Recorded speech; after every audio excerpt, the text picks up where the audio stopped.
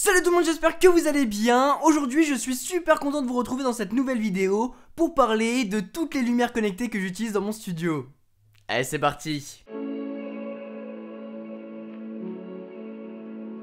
Juste avant d'aborder le sujet principal de la vidéo qui est toutes les lumières connectées que je peux utiliser au quotidien, je voulais juste revenir avec vous sur mon jardin connecté. Je vous avais fait une vidéo à ce sujet là, si vous l'avez pas vu je vous la mets juste ici. Vous étiez nombreux à me demander l'évolution un petit peu, qu'est-ce qui s'est passé entre temps. Et bien voilà, regardez, il est toujours en train de tourner. Ce qui est un peu problématique, c'est qu'il est très sale assez vite, étant donné que j'ai installé un nouveau petit matériel qui est juste là-bas qui permet d'arroser la pelouse. Mais on va en parler. En tout cas, lui, il est toujours aussi bien. J'ai un petit peu automatisé, c'est-à-dire que entre 6h du matin, entre 2h du matin et 6h du matin, il va tondre la pelouse.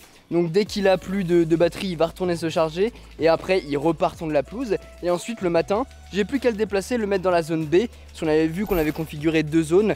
La zone A là-bas, la zone B ici. Et du coup, ce qui est vachement bien aussi, c'est que les câbles ne sont vraiment presque plus apparents. Donc regardez, il y a des zones où en fait on va les voir. Par exemple ici, on voit encore le petit câble qui est là. Mais sinon quand on regarde ailleurs, et bah on le voit presque plus. Et ça c'est vraiment bien. Donc si je me décale un petit peu ici, vous voyez que là on le voit encore un peu. Mais sinon si je me déplace on le voit plus. Et ça c'est hyper impressionnant, le fait que l'herbe avale vachement le câble. Et du coup on n'a pas forcément besoin de l'enterrer beaucoup. Même si j'aurais dû remettre des piquets comme je vous avais expliqué. Mais bon, ça il faut suivre un petit peu la première vidéo. Mais l'autre truc qui est hyper cool, c'est ce petit jet d'eau. Un petit jet d'eau que je vais pouvoir déplacer un petit peu partout dans mon jardin. Je l'ai pas mis à un endroit définitif. Comme ça je vais pouvoir le mettre ici ou ailleurs. Et ce qui est bien c'est qu'en fait via la petite pompe qu'on avait installée, je vais pouvoir l'automatiser et lui dire, par exemple je le place ici dès le matin, et je vais lui dire qu'à partir de 6h du matin tu commences à arroser. Et c'est trop bien parce que ça arrose vraiment très bien toute l'herbe autour finalement. Mais en tout cas ça fonctionne super bien. Il faut le tuyau bien évidemment. Mais regardez, l'herbe est juste nickel. Parce que en plus du mulching que la tondeuse va pouvoir faire en tondant la pelouse et en l'éparpillant un peu partout, et bah là en l'arrosant, et ben on va bien pouvoir l'hydrater. Surtout qu'au moment où je vous parle, il fait actuellement 40 degrés, c'est la canicule. Ici en France, c'est abusé comment il fait chaud. Donc là j'ai envie de mourir, j'ai juste envie de me mettre dans la piscine comme ça c'est fait.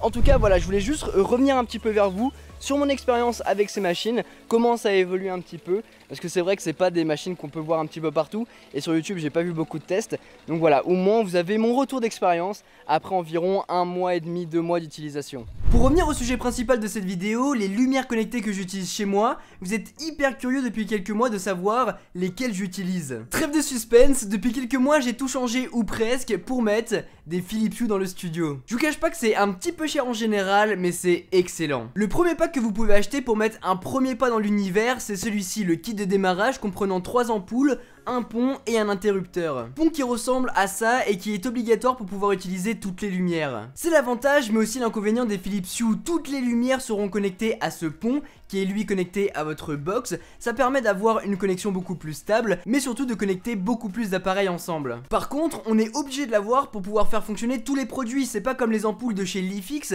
qui eux créent leur propre réseau et du coup sont autonomes. Je tenais quand même à vous le préciser. Après c'est dans l'application qu'on va tout pouvoir gérer, tout modifier, tout personnaliser. Dans un premier temps on peut créer des pièces. Là j'ai créé la pièce bureau. Et quand on rentre dedans on va pouvoir le gérer et mettre des ambiances différentes. Comme par exemple le tamiser, comme par exemple le mode tournage dans lequel j'étais. Et ensuite on va pouvoir gérer ou modifier tous les produits qu'on a directement à l'intérieur. Et vous voyez que j'en ai pas mal. Et ce qui est bien aussi avec les Philips Hue, c'est que c'est compatible avec pas mal d'assistants vocaux, comme par exemple HomeKit. Et là via l'application on va pouvoir interagir avec les lumières, ou bien via la voix en disant mets l'ambiance tamisée. Que la scène commence.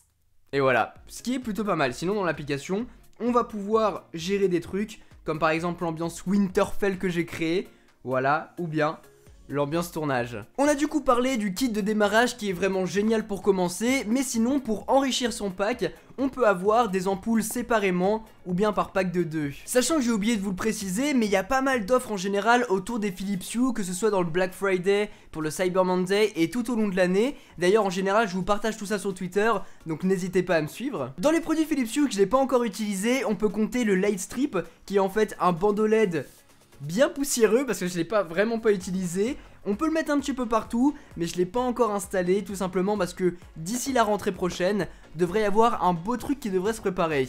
mais pas plus d'indices. Autre produit que vous avez sans doute déjà vu dans le setup de youtubeur, c'est ça, les Philips Hue Go.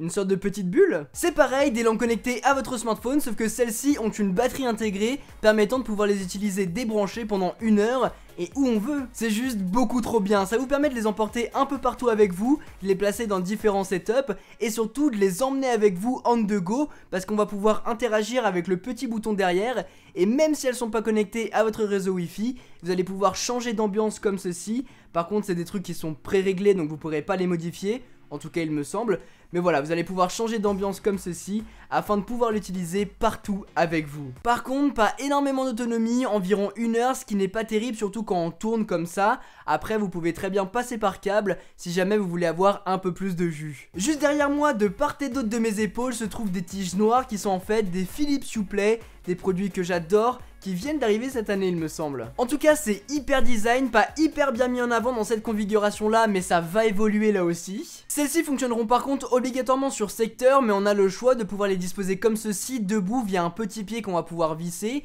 ou bien on va pouvoir mettre ce pad au dos afin de pouvoir le coller quelque part via le 3M qui est fourni avec, comme par exemple une télé. Et puis on va avoir d'autres petits accessoires comme cet interrupteur qui était déjà présent dans le kit de démarrage qui vous permettent d'interagir avec vos lumières. On a le motion sensor pour allumer ou éteindre les lumières quand vous sortez ou quand vous entrez dans une pièce. Et on a le tap switch qui est cette petite télécommande qui vous permet de préconfigurer des ambiances directement dessus, comme par exemple j'appuie sur le premier bouton, ça éteint toutes les lumières, j'appuie sur le second bouton, ça met toutes les lumières en tamisé afin d'avoir une petite ambiance de travail.